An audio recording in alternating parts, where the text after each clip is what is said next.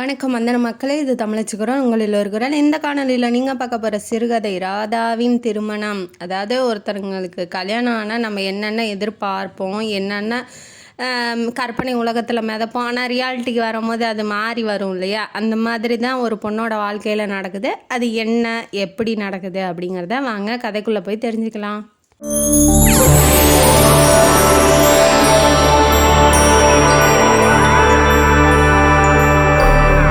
இந்த கதையோட ஆரம்பத்தில் பரபரப்பான திருத்தணியில் நடக்கிற ஒரு கல்யாணத்தை காமிக்கிறாங்க. ஆரம்பத்திலே ஒரு கல்யாணம் நடக்குது. யாருக்கு அப்படின்னா அருண்குமார் அப்படிங்கிற ஹீரோவுக்கும் ஷர்மிளா அப்படிங்கிற ஹீரோயினிக்கும் நடக்குது.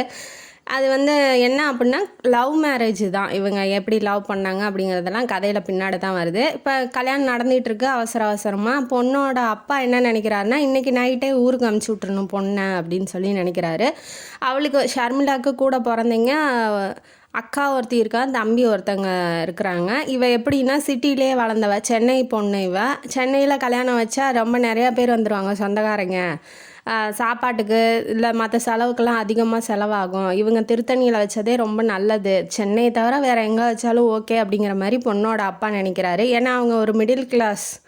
இவங்க எப்படி அப்படின்னா இப்போ பையன் சைடு மாப்பிள்ளை ஹீரோ இருக்கார் இல்லையா, அருண்குமார். அவர் எப்படின்னா சொந்தமாக சுய தொழில் பண்ணிகிட்ருக்காரு. அவங்க அம்மா பேர் பகவதி. அவங்களுக்கு 2 தங்கச்சி, இல்லை ஒரு தங்கச்சி 2 தம்பி இருக்காங்க. எல்லாத்தையும் வச்சு ரெஸ்பான்சிபிலிட்டி, அதாவது குடும்பத்தை மெயின்டைன் பண்ணுறது யார் அப்படின்னா நம்ம ஹீரோவான அருண்குமார் தான். அவர் ஒரு சொந்தமாக எலக்ட்ரிக் பொருட்கள் ஜாமான்லாம் விற்பாங்க இல்லையா, அந்த கடை வச்சுருக்காப்புல டவுன் பக்கமாக, திருச்சி டவுனில். ஆனால் இவர் போயிட்டு வர்றதுக்கு கிராமத்தில் தான் இருக்காங்க. உள்ள சொந்தமாக வீடு இருக்குது, காடெல்லாம் இருக்குது, தோட்டம் துறவெல்லாம் இருக்குது. அதை வச்சு மெயின்டைன் பண்ணிக்கிட்டு குடும்பத்தை ரெஸ்பான்சிபிலிட்டி எல்லாமே இவரோட தலையில் தான் இருக்குது. இப்படியே கஷ்டப்பட்டாலும் பொண்ணு வீட்டிலேருந்து எனக்கு எதுவும் வேண்டாம் அப்படிங்கிற மாதிரி பொண்ணோட அப்பாக்கிட்ட எனக்கு வரதட்சணைலாம் எதுவும் வேண்டாம் அப்படிங்கிற மாதிரி சொல்லிட்டாங்க. அதனால் பொண்ணோட அப்பாவுக்கு ரொம்ப சந்தோஷம். எப்படியாவது பொண்ணை கட்டி கொடுத்தா போதும்னு நினைக்கிறாங்க. இதெல்லாம் அவளுக்கு தெரியாது. அவளுக்கு என்னென்னா எதுவும் வேணான்ட்டாங்க அப்படிங்கிற மாதிரி. அவங்களும் மரியாதைக்கு ஏதாவது கொடுத்துருக்கலாம், ஆனால் இவங்க பொண்ணு வீடும் எதுவுமே தரல. இவங்க என்ன பண்ணுறாங்கன்னா அவசரமாக கூட்டிகிட்டு போய் வெந்து வேகாமல், அதாவது சாப்பாடு போடுவாங்க இல்லையா, பொண்ணு வீட்டை கூட்டிகிட்டு போய் பொண்ணு மாப்பிள்ளையை கூட்டிகிட்டு போய் விருந்து வச்சுட்டு தானே அனுப்பிச்சி விடுவாங்க. அவங்க அன்னைக்கே, அதாவது கல்யாணம் முடிஞ்ச கையோட விருந்து வைக்கிறேன் அப்படிங்கிற பேரில் ஒரு வெந்து வேகாத காய், இனிப்புங்கிற பேரில் ஒரு சக்கரை தண்ணி எல்லாம் வச்சுட்டு சாப்பாட வச்சுட்டு உடனே ட்ரெயினுக்கு லேட் ஆயிடுச்சுன்னு சொல்லி பொண்ணை கிளப்பி விட்றாங்க. கிளப்பி விடும்போது ஒரு 2 குத்து விளக்கு, ஒரு சொம்பு, பித்தளை சொம்பா எந்த ஒரு சொம்பு தராங்க. தந்துட்டு இந்தாம்மா இதையாவது எடுத்துகிட்டு போ அப்படின்னு சொல்கிறாங்க. அதாவது அவங்க வேணான்னு சொன்னால் கூட இவங்க கடன் வாங்கியாவது ஏதாவது பண்ணியிருக்கலாம். ஏன்னா இப்போ போகிற வீட்டுக்கு மாப்பிள்ளை வீட்டு சைடு எதுவும் சொல்லக்கூடாது இல்லையா. மண்டபத்தில் என்ன பேசியிருக்காங்க அப்படின்னா, இவங்க வரதட்சணை வேணான்ட்டாங்க. மாப்பிள்ளைக்கு ஏதாவது வியாதி இருக்குமோ தெரியல. அவங்க அப்பா இறந்து போயிட்டார் சின்ன வயசுலேயே. அதாவது மாப்பிள்ளையோட ஹீரோவோட அருண்குமாரோட அப்பா சின்ன வயசுலேயே இறந்து போயிட்டார். அந்த வீட்டு வேலை, அவங்க பிள்ளைங்களை வளர்க்குறது எல்லாமே அவங்க அம்மா தான் இத்தனை வருஷம் கஷ்டப்பட்டுருக்காங்க. இவ தான் மூத்த மருமகளாக இப்போ தான் போகிறா. இவளுக்கு என்ன அப்படின்னா, அதாவது வரதட்சணை வேணான்னா அவங்க அப்பா நோயில் இறந்த மாதிரி இவனுக்கு ஏதாவது நோய் இருக்கும் அப்படிங்கிற மாதிரி மண்டபத்தில் எல்லாம் பேசிகிட்டு இருந்திருக்காங்க. அதெல்லாம் அவள் காதில் விழுகுது. ஆனால் அதை பற்றி ரொம்ப கேர்லாம் எடுத்துக்கல. அப்படிலாம் எதுவும் இருக்காது அப்படின்னு சொல்லி மனசை தேற்றிக்கிட்டு தான் இப்போ கல்யாணத்தில் உட்காந்துருக்கா. சாப்பிடவும் செஞ்சா. அதுக்கப்புறம் அவள் ஃப்ரெண்ட்ஸ் எல்லாம் சொன்ன மாதிரி ரொம்ப ஜாலியாக இருக்கலாம், ஹஸ்பண்ட் ஒய்ஃபு தனியாக இருக்கும்போது ரொம்ப நல்லா இருக்கும். இப்போ புதுசாக கல்யாணம் ஆகிருக்கு, அவளுக்குன்னு ஒரு தாட்ஸ், அவளுக்குன்னு ஒரு கற்பனைகள், இப்படிலாம் புருஷன் கூட சந்தோஷமாக இருக்கணும் அப்படின்னு சொல்லி நினைப்பா இல்லையா. அந்த நினப்பு எல்லாமே அவள்கிட்ட இருக்குது. அதெல்லாம் ரியாலிட்டியில் இப்போ நடக்க போதா அப்படின்னு கேட்டால் அது ஒரு கேள்விக்குறி தான். ஏன்னா இப்போ இவ மூத்த மருமகளாக போகிறா இல்லையா, எல்லா பொறுப்புகளும் இவ தலையில் தான் விழுகும். அது தெரியாமல் இவ பாட்டுக்கு போயிட்டுருக்கா. இருந்தாலும் கொஞ்சம் அவளுக்கு நெருடலாக தான் இருக்குது. இவர் ட்ரெயினுக்கு டைம் ஆயிடுச்சுன்னொன்னே எல்லாம் கிளம்பி போகிறாங்களா, ட்ரெயினுக்கு போகிறாங்க. இவன் புக் பண்ணி வச்சிட்டான் அருண்குமார், எல்லாத்துக்கும் முன்னாடியே புக் பண்ணி வச்சிட்டான். அதனால் அங்கங்கே ட்ரெயினில் ஏறி போகும்போதெல்லாம் அவளுக்கு அழுக தான் வருது. ஏன்னா இப்போ புது பொண்ணு மாப்பிள்ளை தனியாக விடலாம் பேசிட்டோம் அப்படிங்கிற ஒரு சூழலே அங்கே இல்லை. ஏன்னா இப்போ அவங்க குடும்பமே பெரிய குடும்பம். இவ காதலிக்கும் போதும் சொல்லியிருக்கான் பெரிய குடும்பம் தான் அப்படின்னு. ஆனால் இந்த அளவுக்கு பெருசாக இருக்கும் பெரிய குடும்பம்னா இவன் என்ன நினச்சிட்டான்னா பணங்காசெல்லாம் நிறையா இருக்குது, பெரிய பணக்கார குடும்பம் மாட்டேங்குது அப்படிங்கிற மாதிரி இவன் நினச்சிக்கிட்டா. ஆனால் இப்போ வந்தால் தானே தெரியுது. இப்போ 2 தம்பி இருக்கான், ஒரு தங்கச்சி இருக்காங்க. இப்போ அம்மா வந்து அவர் அதாவது ஹஸ்பண்ட் கூட குடும்ப சமாச்சாரம், குடும்ப செலவு இதெல்லாம் பற்றி பேசிகிட்டு இருக்காங்க. தம்பி தங்கச்சிங்க எல்லாம் அவங்க ஒரு பக்கம் நியாயம் பேசிகிட்டு இருக்காங்க.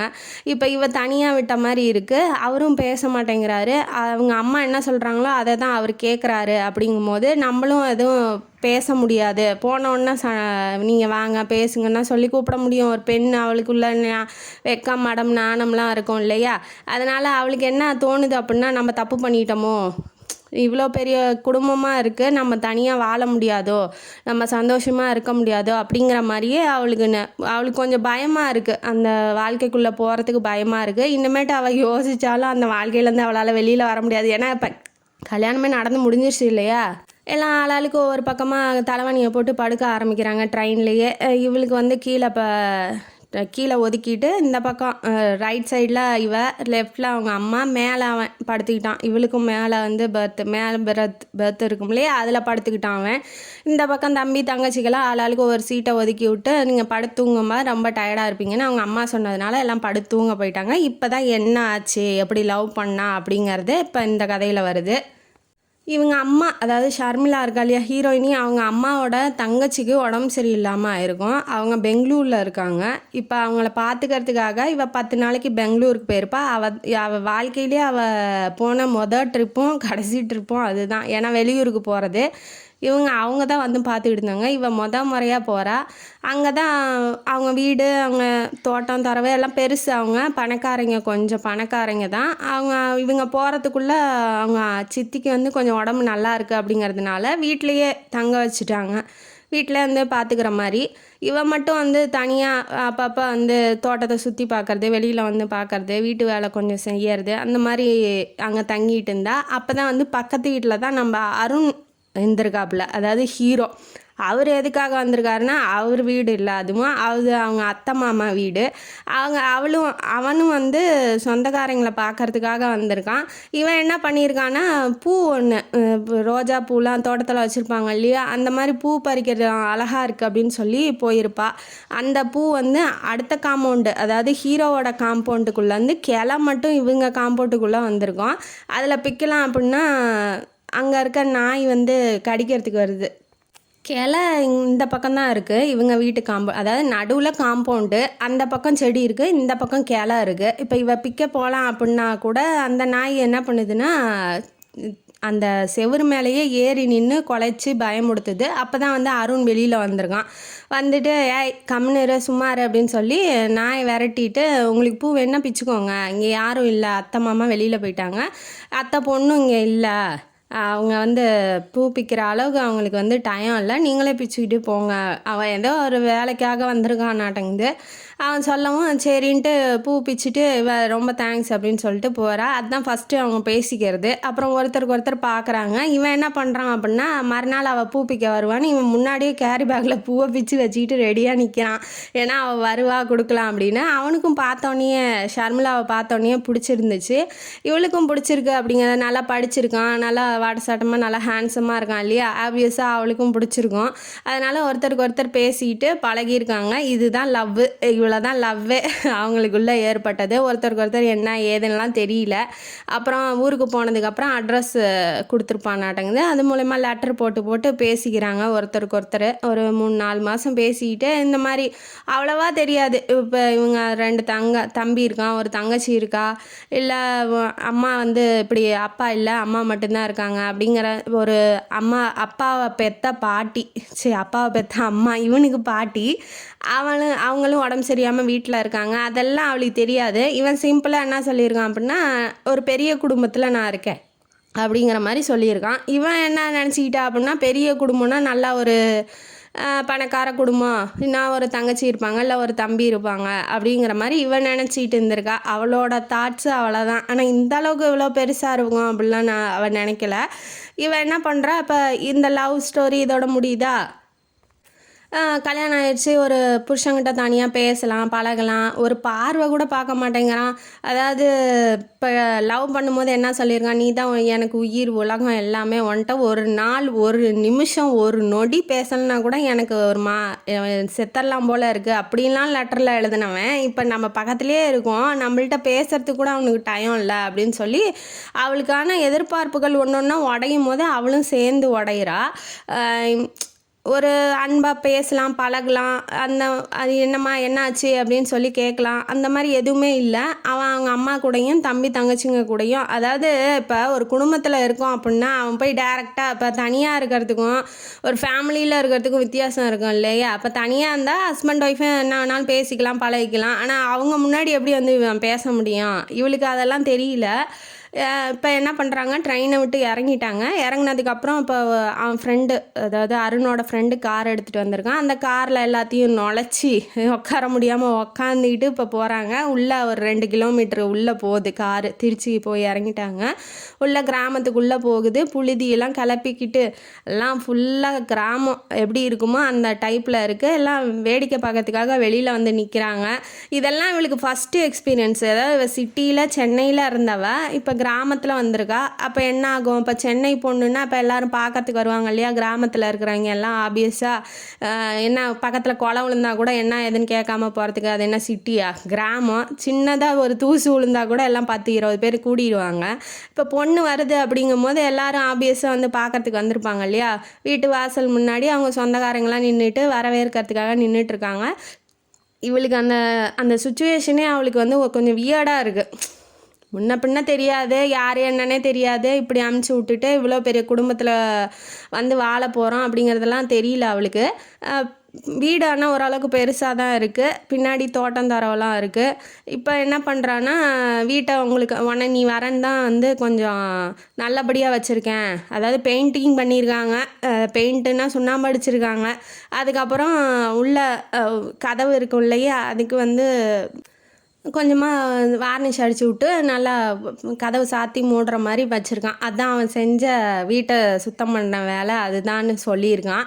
வீட்டெல்லாம் நல்லபடியாக கட்டியிருக்கேன் அப்படின்னாட்டி இவன் அரண்மனையே நமக்காக கட்டியிருக்கான் அப்படின்னு சொல்லி நினச்சிருக்கா. ஆனால் இது நிஜத்தில் வந்து பார்த்தா இங்கே என்ன நடக்குது, ஒன்றும் இல்லை. வீட்டுக்கு சுண்ணாம்பு அடித்து கொஞ்சம் வார்னிஷ் பண்ணியிருக்காங்க கதவுக்குலாம், அவ்வளோதான். அதுக்கப்புறம் இப்போ சரிம்மா நீ போய் குளிச்சுட்டு வா அப்படின்னு சொல்லி அவங்க மாமியார் வந்து உத்தரவு போடுறாங்க. அதுக்கு முன்னாடி என்னன்னா, சென்னையிலேருந்து வந்திருக்கு இந்த பொண்ணு, எப்படி சொன்ன பேச்சு கேட்குமா, அடங்குமா, இல்லை சொல்கிற வேலையெல்லாம் செய்வாளா, அந்த மாதிரிலாம் கொஷின் கேட்குறாங்க. இப்போ ஆப்வியஸாக மாமியார்கிட்ட வந்து எல்லாம் பேசுவாங்க இல்லையா? அந்த மாதிரி கேட்கும்போது என்ன ஒன்றுமே கொடுக்கலையா வரதட்சணையெல்லாம் அப்படின்னு சொல்லி கேட்கும்போது, இல்லை வேணான்ட்டான் அருண் அப்படிங்கும்போது, ஏன் அப்படி என்ன நீங்கள் போய் பொண்ணு கட்டிக்கிட்டு வரீங்க அப்படின்னு சொல்லி ஒரு 10 பேர் எப்படியும் புகையை கிளப்பி விட இருப்பாங்க இல்லையா? அந்த மாதிரி ஆப்வியஸாக எப்போதும் போல் நடக்குது. அவளுக்கு அங்கேயே வந்து மூஞ்சி சின்னதாயிடுச்சு. இவங்க வேணான்னாலும் அப்பா அம்மா கொடுத்துருக்கலாம் இல்லையா? இப்போ இவளுக்கு இப்போ இங்கே முகம் கொடுத்து பேசுகிற அளவுக்கு கூட அவளால் முடியல இல்லையா? அதை வந்து அவங்க யோசிக்கவே இல்லை. பொண்ணை தள்ளி விட்டா போதுன்னு தள்ளி விட்டாங்க. இருந்தாலும் பிடிச்சி 2 வீட்லேயும் ஒத்துக்கிட்டதுக்கு அப்புறம் தான் இந்த கல்யாணம் நடந்திருக்கு.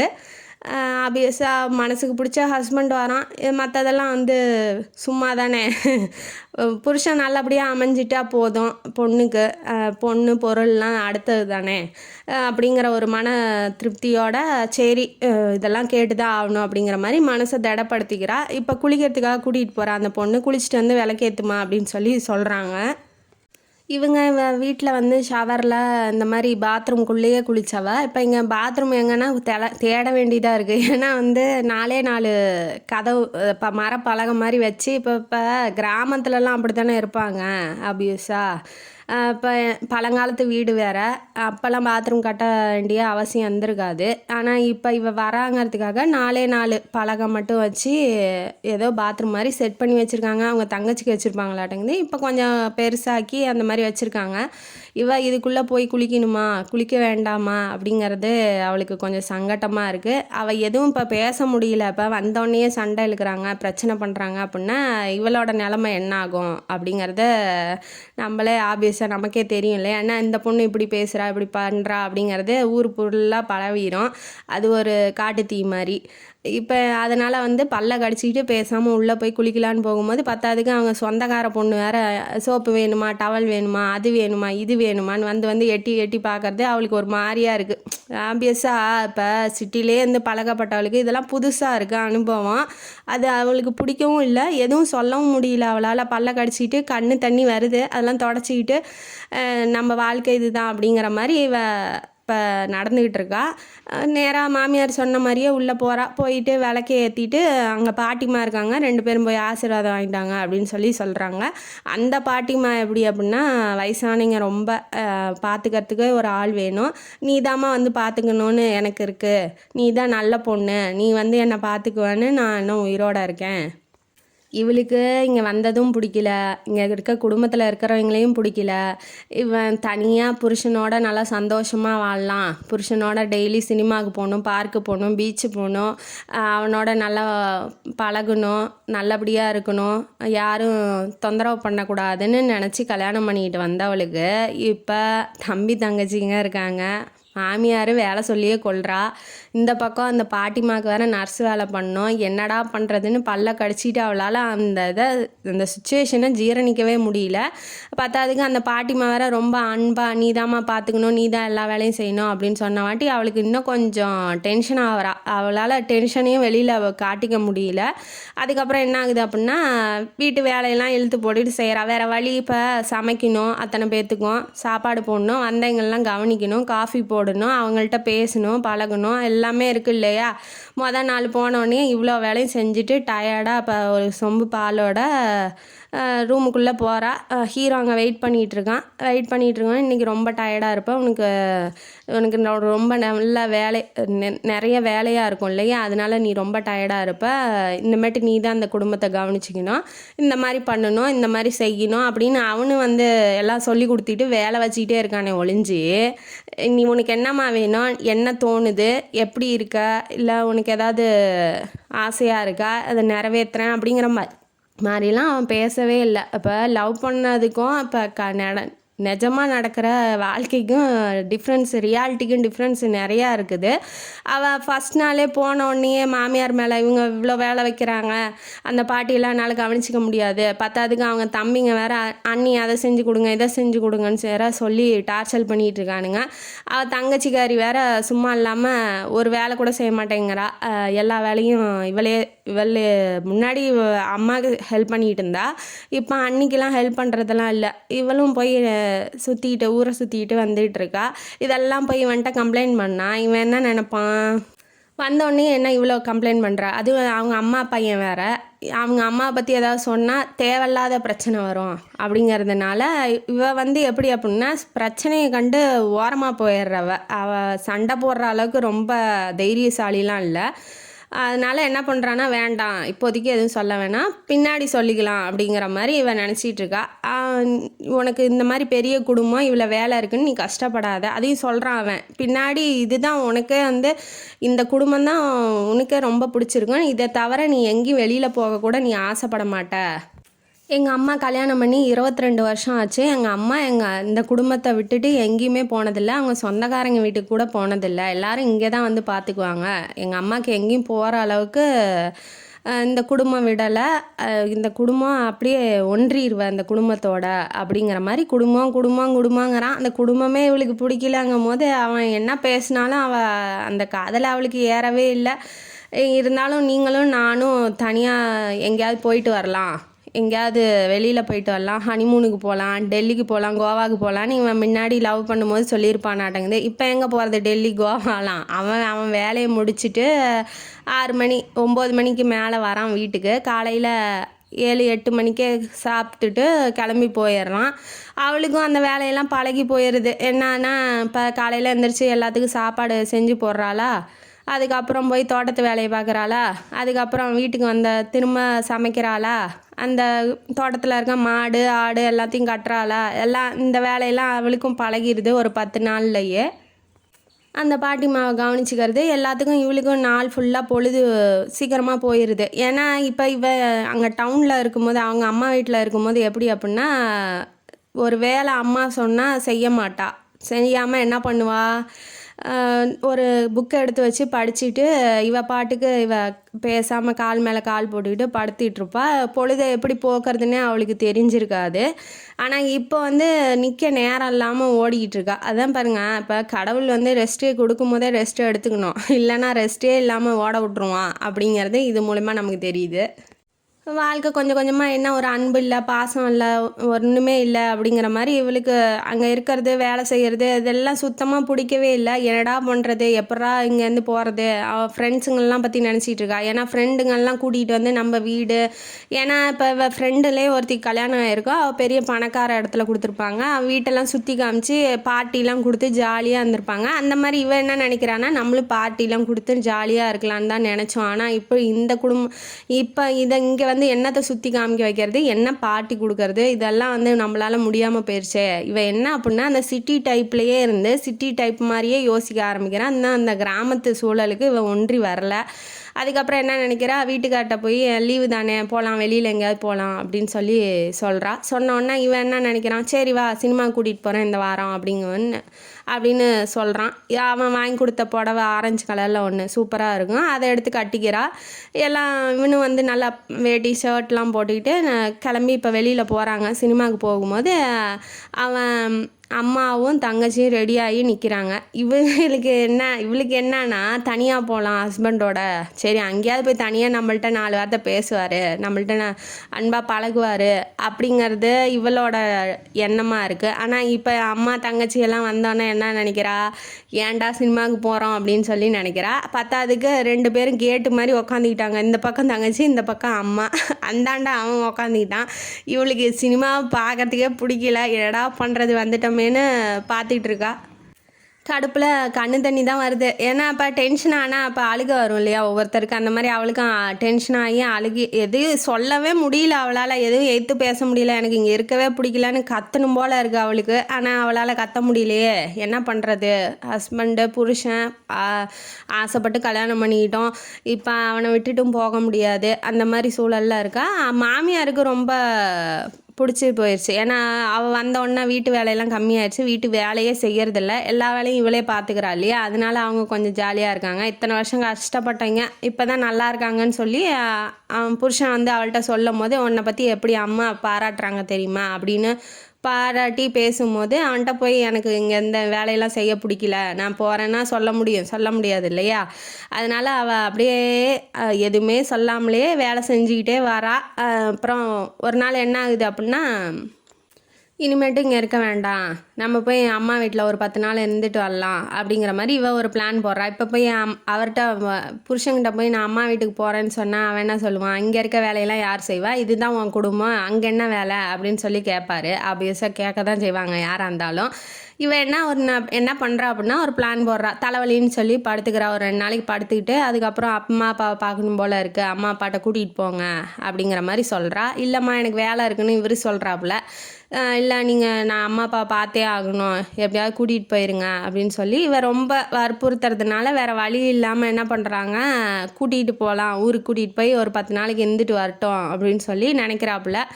போயிட்டு கூட்டிகிட்டு போய் விடும்போது கையில் ஒரு 1000 ரூபா பணமும் கொடுக்குறாரு, இந்த செலவுக்கு வச்சுக்கோ, தலைவலின்னா போய் பாரு, மருந்தெல்லாம் வாங்கி கொடுக்குறாப்புல. டாக்டர்கிட்ட காமிச்சிட்டு தான் கூட்டிகிட்டு போகிறாரு. டாக்டர் என்னங்கிறான், இதெல்லாம் தலைவலி இல்லைங்க, சும்மா அவங்களாம் நினச்சிக்கிறாங்க அப்படிங்கிற மாதிரி உண்மையை தான் சொல்கிறான். ஆனால் அவளுக்கு இப்போ ஒய்ஃபு கஷ்டப்படுறா, பார்த்துட்டு எப்படி இருப்பான் அவன், முடியாது இல்லையா. அதனால கொண்டு போய் அவங்க அம்மா வீட்டிலே விட்டுறான். இவளுக்கு இப்போ தான் நிம்மதியாக இருக்க மாதிரி ஃபீல் பண்ணுறா. ஆனால் உண்மையான நிம்மதி எங்கே அப்படிங்கிறது இப்போ இவ தெரிஞ்சுக்க போகிறா. என்ன ஆகுது அப்படின்னா, கையில் பணம் கொடுக்கறத அவங்க அம்மா பார்த்துட்றாங்க. யார், ஹீரோயினியோட அம்மா பார்த்துட்றாங்க. இந்த செலவுக்கு வச்சுக்கோன்னு சொல்லிட்டு இவன் ஊருக்கு கிளம்பி வந்துடுறான். ஏன்னா இவனுக்கு வேலை இருக்குது, இவன் வேலைக்கு போனால் தான் அந்த குடும்பமே ஓடும், தம்பியை படிக்க வைக்க முடியும், தங்கச்சிக்கு கல்யாணம் பண்ண முடியும், அம்மாவை பார்த்துக்கணும், எல்லாமே இவன் தலையில் தானே இருக்குது. அதனால் இவன் வேலைக்கு போனால் தான் உண்டு. அதனால் இவன் வேலைக்கு போகிறதுக்காக கிளம்பி வந்துடுறான். இந்த பக்கம் இவன் என்ன பண்ணுறான் அப்படின்னா, ஒரு 2 நாளைக்கு சாப்பாடு போடுறாங்க அவங்க அம்மா அப்பா. அவங்க அக்காவும் ஊர்லேருந்து வந்திருப்பா.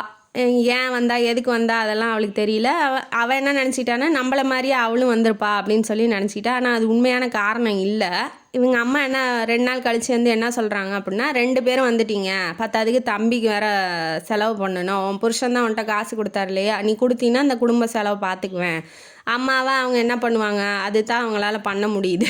ஏன்னா இப்போ எல்லாரும் வந்துட்டாங்க, செலவு வந்து ஓரளவுக்கு கடன் வாங்கி தான் எல்லாம் பண்ணிட்டு இருந்திருக்காங்க. இப்போ கடன் இன்னும் கொஞ்சம் வாங்க முடியாது இல்லையா, அதனால நீ காசு கொடுமா அப்படின்ன வாட்டி இவளுக்கு தூக்கி வாரி போடுது. என்ன நம்ம வந்த சாப்பாட்டுக்கு கூட காசு கொடுத்துட்டு சாப்பிட்ற அளவுக்கு நம்ம நிலமை ஆயிடுச்சா அப்படிங்கிற மாதிரி நினைக்கிறா. உன் புருஷன்தான் கடை வச்சு சொந்தமாக தொழில் நடத்துகிறாரு இல்லையா, அதனால உங்ககிட்ட காசு இருக்கும், ஏன்ட்டா இந்த மாதிரி இல்லைம்மா அப்படின்னு சொல்லி அம்மா சொல்லும் போது தான் தெரியுது நம்ம புருஷன் ஓரளவுக்கு பணக்காரன் தான் அப்படிங்கிற மாதிரி தெரியுது. அவங்க அக்கா புருஷன் வந்து அதாவது கூலிக்கு தான் போகிறாப்புல, டெய்லி வேலைக்கு போயிட்டு வர மாதிரி. இப்போ ஏன் வந்து ஏன் இங்கே வந்திருக்கா, எதனால் வந்திருக்கா அப்படிங்கிறதுலாம் அவளுக்கு தெரியல. அதுக்கப்புறம் என்ன ஆகுது, அவங்க அப்பா வர்றாரு. அவங்க அப்பா வந்துட்டு எப்படிம்மா இருக்குது, தலைவலி நல்லா இருக்கா அப்படி இப்படிலாம் கேட்டுட்டு கடைசி என்ன சொல்கிறாரு அப்படின்னா, உங்கள் அக்கா ஏன் இங்கே வந்திருக்கான்னு தெரியுமா, அவருக்கு பைக் வாங்கி கொடுக்கணுன்னு கட்டி கொடுத்தோம் இல்லையா, கொடுக்க முடியல, இப்போ பைக்கை வாங்கிடுவான்னு சொல்லி அமுச்சு விட்ருக்காப்புல. உன் புருஷன்தான் வேலை சொந்தமாக தொழில் பண்ணுறாரு இல்லையா, ஒரு 10,000 பணம் வாங்கி கொடுக்க சொல்லுமா அப்படின்னு அப்பங்காரன் வந்து கேட்குறான். இவளுக்கு வந்து அம்மா சோத்துக்கு பணம் கேட்டதே ஒரு மாதிரியாக இருக்குது, அப்பா வந்து கடனாக கேட்குறது அதை விட ஒரு மாதிரியாக இருக்குது. இவ என்ன இனிமேட்டு இங்கே இருந்தால் நம்மள்ட்ட இருக்கிற காசையும் சுரண்டி இவங்க சாப்பிட்ருவாங்களோ அப்படின்னு சொல்லி நினைக்கிறா. அதாவது நிம்மதியாக இருக்கலாம், வீட்டில் வந்து ஜாலியாக படுத்துக்கிட்டு சாப்பிட்லான்னு இருந்தா. ஆனால் அந்த சூழலே மாறிடுச்சு. அவங்க அப்பா வந்து கேட்கவும், இல்லைப்பா நான் கேட்டு பார்க்குறேன், அவர் கொடுத்தா நான் கொடுக்குறேன்ப்பா அப்படின்னு சொல்லிட்டு அந்த டாப்பிக் அதோட விட்டுறா. இல்லை இவன் வந்து ஊரில் இருக்கும்போது லெட்ரு போட்டிருப்பா ஃப்ரெண்டு, இந்த மாதிரி நான் வந்து புதுசாக வீடு வாங்கியிருக்கேன்டி, சொந்தமாக வீடு வாங்கியிருக்கேன், நீ ஊருக்கு வந்தீன்னா வந்து பாரு, நம்ம 2 பேரும் ஜாலியாக அந்த வீட்டில் இருக்கலாம் அப்படிங்கிற மாதிரி ஒருத்தி லெட்டர் போட்டிருப்பா ஃப்ரெண்டு. சரின்ட்டு இவன் என்ன பண்ணுறா அப்படின்னா, ஃப்ரெண்டை பார்த்துட்டு அப்படியே அம்மா வீட்டில் ஒரு 10 நாள் டேரா போடலான்னு வந்தா. ஆனால் இங்கே வந்தால் தான் பணம்னு பிச்சு பிடுங்குறாங்களே அம்மா அப்பா எல்லாமே. பார்த்ததுக்கு அக்காக்காரி என்ன பண்ணுறான்னா, அந்த சாரீ பார்த்தேன், பெட்டியை திறந்து பணம் எடுத்திருப்பா. அப்போ வந்து அவங்க அக்கா பார்த்துருப்பா, அந்த சாரீ நல்லா இருக்குது, ஆரஞ்சு கலரில் அவன் புருஷன் வாங்கி கொடுத்தான் பாருங்க, அது நல்லா இருக்குது, எனக்கு கொடுக்குறியா அப்படின்னு சொல்லி கேட்டுக்கிட்டு நின்றுட்டே இருக்கா. அவள் மாட்டேன்னா சொல்ல முடியும், எந்தா போய் தொலைன்னு சொல்லி அந்த சீலையும் எடுத்து எஞ்சிட்றா. இனிமேட்டு இருந்தால் இவங்க பொட்டி காலி பண்ணிட்டு நம்மளையும் வந்து கொண்டுருவாங்க அப்படின்னு சொல்லி இவன் என்ன பண்ணுறான் அப்படின்னா, ஃப்ரெண்டு வீட்டுக்கு போகலாம் அப்படின்னு சொல்லி 2 நாளில் ஃப்ரெண்டு வீட்டில் இருந்துட்டு வரேன்னு இவ கிளம்பிடுறா. கிளம்புனோடனே அவள் ஃப்ரெண்டு வந்து கூட்டிகிட்டு போகிறா. நல்ல பெரிய வீடு, காரில் வந்து கூட்டிகிட்டு போகிறா. பெரிய வீடு, நல்ல பெட்டு, நல்ல ஷவரு, நல்ல செம்ம பணக்கார வீடாக இருக்குது. ஒரு 2 நாளைக்கு அவளும் சோறு போடுறா. 3ஆவது நாள் என்ன பண்ணுறா அப்படின்னா, இந்த மாதிரி கடன் வாங்கி தான் நாங்கள் வச்சுருக்கோம், அந்த வீட்டை வாங்கியிருக்கோம், உன் புருஷன் தான் வந்து சொந்தமாக தொழில் வச்சு நடத்துகிறாரு இல்லையா, ஒரு 50,000 எனக்கு கடன் வாங்கி கொடுறி, நான் கட்டிடுறேன், இந்த வீட்டு மேலே தான் கடன் வாங்கியிருக்கோம் அப்படின்ன வாட்டி, என்னடா அது அங்கே சோறு கேட்டால் 500 கேட்குறாங்க, பத்தாதுக்கு அப்பா 10,000 பணம் கொடுங்கிறாரு. இங்கே வந்தால் இவ 2 நாளைக்கு சோறு போட்டு 50,000 பணம் கொடுங்கிறா. ஐயோ இவங்கள்ட்டெல்லாம் நம்ம இருக்கிறதுக்கு நம்ம எங்கேயாவது ஓடிடலாம். அதுக்கு மேலே அந்த வீட்டில் அவள் இருக்க பிடிக்கல, அவளுக்கு ஃப்ரெண்டு வீட்டில் இருக்கிறதுக்கு எல்லாம் முள்ளு மாதிரி குத்துது. வந்தால் கடன் கேட்குறா இல்லையா, அவன் 50,000 கேட்குறா, அவன் எங்கே போவா. அதனால என்ன பண்ணுறான்னா, இல்லடி நான் கேட்டு பார்க்குறேன் தந்தா தரேன்னு சொல்லிட்டு திரும்ப அப்பா வீட்டுக்கே வந்துடுறா. இப்போ பார்த்தா இவ தான் கடன் வாங்காமல் ஏதோ ஓரளவுக்கு சாப்பிட்டுக்கிட்டு ஓரளவுக்கு நிம்மதியாக இருக்கிற ஒரே ஆள் இவ மட்டும்தான் அந்த குடும்பத்தில். ஏன்னா அவளோட நிலமை இப்போ அப்படி தானே, வீட்டுக்கு இங்கே வந்து நிம்மதியாக இருக்கலான்னு வந்தால் இங்கே இருக்கிற நிம்மதியும் போயிடும், அதுக்கு பேசாமல் நான் அங்கேயே இருந்துக்குவேன் நிம்மதியாக அப்படிங்கிற மாதிரி இவளோட மனசு மாறுது. புருஷனை பார்க்கணும், ஊருக்கு போகணும் அப்படின்னு சொல்லி நினைக்கிறா. பத்தாதுக்கு அங்கே என்ன ஆயிருக்கு அப்படின்னா, இவ ஊருக்கு வந்தோடனே இவர் என்னன்னா லீவில் போய் தோட்ட வேலையெல்லாம் செய்வாப்புல, யார் ஹீரோ அருண். அவர் என்ன பண்ணியிருக்காரு, காய்கறியெல்லாம் கூடையில் நிறையா பிச்சுக்கிட்டு வரும்போது கிணத்து பக்கமாக வந்திருக்காரு. பாசம் பிடிச்சிருக்க மாட்டேங்குது கீழே ஈரத்தில், அதுலேருந்து வலிக்கு கீழே விழுந்து தலையில் அடிபட்டிருக்கு. அதை வந்து சொல்கிறதுக்காக தம்பிக்காரன் இப்போ ஊருக்கு வந்திருக்கான். வந்தோடனே இந்த மாதிரி அடிபட்டுருச்சு அண்ணி, காய்ச்சலில் இருக்காப்புல, கொஞ்சம் சீக்கிரம் வாங்க அப்படின்னு சொல்லி கூட்டிகிட்டு போகிறதுக்காக வந்திருக்கான். இவளுக்கு என்ன அப்படின்னா, ஒரே சம்பாரிச்சு போடுற ஒரே ஜீவன் நம்ம புருஷன் மட்டும்தான். இப்போ அவனுக்கும் ஏதாவது ஒன்று ஆயிடுச்சு அப்படின்னா அவ்வளோதான், நம்ம இங்கே வந்து பிச்சை தான் எடுக்கணும். நம்மள்ட்ட காசு இருக்கும் போதே நமக்கு சோறு போட மாட்டேங்கிறாங்க, நம்மள்ட்ட வாங்கிட்டு போடுறாங்க. இன்னும் காசும் இல்லை ஒன்றுமே இல்லை அப்படி புருஷனும் இல்லை அப்படின்னா நம்ம கெதி அதோ கெதி தான். நம்மளோட நிலமை, நம்ம வாழ்க்கை, நம்ம இடம் என்ன அப்படிங்கிறத இவளுக்கு நல்லா உரைக்க ஆரம்பிக்குது. இப்போ தான் நம்ம புருஷன் நமக்கு வேணுண்டா அப்பா அப்படின்னு சொல்லிட்டு இவன் என்ன பண்ணுறான்னா, நீ வா கிளம்பலாம் வான்னு சொல்லி கொழுந்தனாரை கூட்டிக்கிட்டு இப்போ பஸ் ஏறி நைட்டே பஸ்லேயே ஏறி வந்துடுறா. பஸ்லேயே ஏறி வந்து அங்கே 2 கிலோமீட்டர் கிலோமீட்டர் நடந்தே போய் புருஷன் வீட்டுக்கு போய் சேர்ந்துடுறா. முன்னாடி நடக்க சொன்னாலோ பஸ்ஸில் போக சொன்னாலோ என்ன நினைப்பா, ஏன் நம்ம ஏன் இவ்வளோ கஷ்டப்படணும், இவ்வளோ சிரமப்படணும், இவ்வளோ வேலை செய்யணும்னு நினைப்பா. இப்போ அந்த வேலையே அவளுக்கு பெருசாக நல்லா தெரியுது, நல்லதாக இருக்குது, பரவாயில்ல நம்மளாவது இந்த அளவுக்கு இருக்கோம் அப்படின்னு சொல்லி. அதுதான் ஒரு கீழே இருக்கவங்களை பார்த்தா தான் நம்ம இந்த அளவுக்கு இருக்கும் அப்படிங்கிறது நமக்கு நிம்மதியாக இருக்கும். இப்போ அங்கேயும் போனால் நிம்மதி இல்லை இல்லையா, அதுக்கு பேசாமல் நான் இங்கேருந்து வாழ்ந்துக்கு வேண்டாம் அப்படிங்கிற மாதிரி இவளுக்கு தோண ஆரம்பிச்சிருச்சு. வீட்டுக்கு போனோடனே புருஷன் ரூமில் படுத்துக்கிட்டு இருக்காப்புல அடிபட்டு காய்ச்சலோட. போனோடனே கையை பிடிச்சிக்கிறாரு. பிடிச்ச வார்த்தை என்ன கேட்குறாருன்னா, தலைவலி எப்படி இருக்குது அப்படின்னு தான் கேட்குறாரு. அவளுக்கு அப்படியே கண்ணு தண்ணி தாரையாக ஊற்றுது. ஐயோ, இவ்வளோ அன்பு இவ்வளோ காதலோடு இருக்கிற உங்களை விட்டுட்டு நான் ஓடலான்னு பார்த்தனே, நான் போய் அங்கே நிம்மதி எங்கே இருக்கோ அங்கே விட்டுட்டு வேற எங்கேயோ போய் நிம்மதியை தேடலான்னு பார்த்தேன். பார்த்தீங்களா, பணம் காசெல்லாம் இன்றைக்கி வரும் நாளைக்கு போகும், மனுஷங்க வரமாட்டாங்க இல்லையா. இவனும் போயிட்டாரு அப்படின்னா குடும்பத்தை எப்படி அவளால் சமாளிக்க முடியும்? இவருக்கு வாரிசு இல்லை, குடும்பத்தை சமாளிக்கணும். இவரும் சம்பாரித்து போடுறதுக்கு இல்லை அப்படின்னா அவள் கெதி இன்னும் ரொம்ப மோசமாக ஆயிரும் இல்லையா. அப்போ தான் யார் என்ன எப்படி இருக்கோம் நாம் அப்படிங்கிறது அவளுக்கு புரிய ஆரம்பிக்குது. ரொம்ப நல்லா முன்னாடிலாம் என்ன பண்ணிக்கிட்டு இருந்தா, வேண்டாம் வெறுப்பாக செஞ்சுக்கிட்டு இருந்தா. ஆனால் இப்போ நம்ம குடும்பம் அப்படிங்கிற நம்மளோடது, நம்ம குடும்பம் அப்படிங்கிற ஒரு மனசுக்குள்ளே தோண ஆரம்பிக்குது. குழந்தைனாருக்கெலாம் நல்லா சாப்பாடு போடுறா, புருஷனை நல்லா கவனிச்சிக்கிறா. 2-3 நாள்லேயே அவன் சரியாயிட்டான். சரியானவுடனே அவன் வேலைக்கு போக ஆரம்பிச்சிட்டான். மாமியாருக்கும் நல்ல பணிவிட, அந்த பாட்டிமாவுக்கு நல்லா பணிவிட பண்ணுறா. பண்ணிகிட்டே இருக்கும்போது அந்த பாட்டிமா என்ன பண்ணுறாங்க அப்படின்னா, நான் சொத்தெல்லாம் என் பிள்ளைங்களுக்கெல்லாம் சரி பாகமாக எழுதி வச்சிட்டேன், நீ வா, நீ என்னை நல்லா பார்த்துக்கிட்ட, உன்னால தான் இவதான் வேண்டா வெறுப்பாக பார்த்துக்கிட்டா. அப்போ அதுக்கான பலன் என்ன அப்படிங்கிறது இப்போ தெரியுது அவளுக்கு. உன்னால தான் நான் எந்திரிச்சு கொஞ்சம் நடக்க ஆரம்பிக்கிறேன், அதனால் நீ அந்த மரப்பெட்டி எடுத்துகிட்டு வான்னு சொல்லி அந்த பாட்டி மாட்டை இருக்க நகையெல்லாம் அவளுக்கே கொடுக்குறாங்க. அதுதான் பாருங்களேன், என்னதான் இருந்தாலும் இப்போ சண்டை போட்டு அடித்து எனக்கு இதெல்லாம் பிடிக்கல, நீங்கள் வாங்க வெளியிலன்னு சொல்லி கூட்டிகிட்டு போயிருந்தா இவளோட கெதி என்ன இருக்கும்? 2 நாள் கூட அவளால் வாழ்ந்துருக்க முடியாது. அதனால் என்ன, அன்பு கொடுத்தா அன்பை வாங்கிக்கோங்க, அன்பை உதாசீனப்படுத்தாதீங்க, எதாக இருந்தாலும் நல்ல மன நிறைவோடு செய்யுங்க அப்படிங்கிறது இந்த கதையிலேருந்தே நமக்கு தெரியுது. உடனே என்ன பண்ணுறா, நகையெல்லாம் வாங்கி ரொம்ப சந்தோஷமாக, பாட்டிமா இனிமேட்டு கவலையப்படாதீங்க, அவள் தான் ஃபுல் பூஸ்டாக இருக்கா இல்லையா, என்ன ஏது நம்ம குடும்பம்னு ஒரு முடிவுக்கு வந்துட்டா. அதனால் நீங்கள் கவலைப்படாதீங்க, இன்னும் கொஞ்ச நாளில் நீங்கள் ஓடவே ஆரம்பிச்சிருவீங்க பாருங்கள் அப்படின்னு சொல்லி பாட்டிமாவை படுக்க வச்சுட்டு பணிவிடெல்லாம் செஞ்சுட்டு வீட்டுக்காரரை கவனிக்கிறதுக்காக போகிறா. அப்போ ஹீரோ என்ன சொல்கிறாரு, வா நீ சினிமாவுக்கு போகலாம், இந்த வாரம் நான் உன்னை கூட்டிகிட்டு போகிறேன், தனியாக நீ நானும் மட்டும் போயிட்டு வரலாம் அப்படிங்கும்போது, வேண்டாம் நம்ம குடும்பத்தோடு போகலாம், எது தனியாக போகணுன்னு ஆசைப்பட்டவளே குடும்பத்தோடு போகலாம் அப்படிங்கிற மாதிரி அந்த நிலைமைக்கு வந்துட்டா. அதுதான் என்ன வாழ்க்கையோட நிஜம் என்ன அப்படிங்கிறத புரிஞ்சுக்கிட்டு வாழ ஆரம்பிச்சிட்டாவே நமக்கு எல்லாமே நல்லதாக அமையும். நல்லது கிடைச்சது போதும், கிடைச்சதே நமக்கு பெருசு அப்படின்னு சொல்லி எல்லோரும் எல்லோரும் நல்லபடியாக வாழுவோம் அப்படிங்கிறது இந்த கதையோட கருத்து. இந்த கதைங்கானொலி உங்களுக்கு பிடிச்சிருந்தா லைக் பண்ணுங்கள், ஷேர் பண்ணுங்கள், சப்ஸ்கிரைப் பண்ணுங்கள், கமெண்ட் பாக்ஸில் கமெண்ட் பண்ணுங்கள். நன்றி மக்களே.